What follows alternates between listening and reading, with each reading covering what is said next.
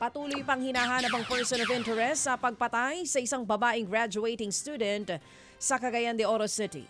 Naagnas ng natagpuan ng biktimang si Bea Ina Balus sa loob ng boarding house. May gilit siya sa leeg at sugat sa kamay. Isang empleyado ng CCO City Disaster Risk Reduction and Management Office ang nakatira sa kwarto kung saan natagpuan ng biktima. February 17 ay hindi na daw ito pumapasok sa trabaho. Arestado naman po ang isang padre de pamilya matapos na i-hostage ang mga sariling anak sa Iligan City. May kutsilyo na, may itak pa ang suspect. Kasama ng lalaki ang kanyang mga anak na edad 4, 2 at 1 sanggol.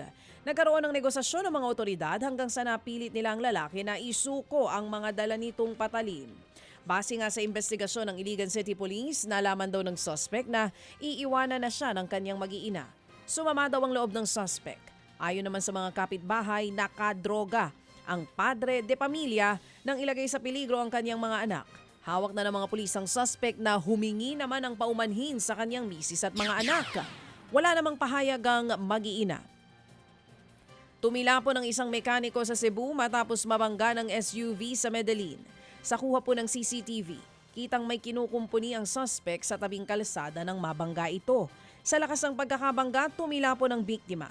Naisugod pa ang mekaniko sa ospital pero nabawian din ang buhay kalaunan.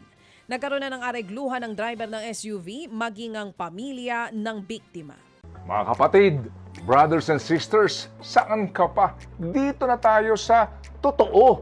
Dito na tayo sa True FM. Mga kapatid, mag-subscribe and follow po kayo sa social media accounts ng True Network PH. Yan po kami, hanapin nyo lang True Network PH, Facebook, Instagram, YouTube, TikTok, and podcast. Mapa Apple or Spotify man yan, mahahanap nyo kami. Lahat ng mga napapanood at napapakinggan nyo po sa programa, nasa social media accounts namin yan. So paano mga kapatid? See you sa social media!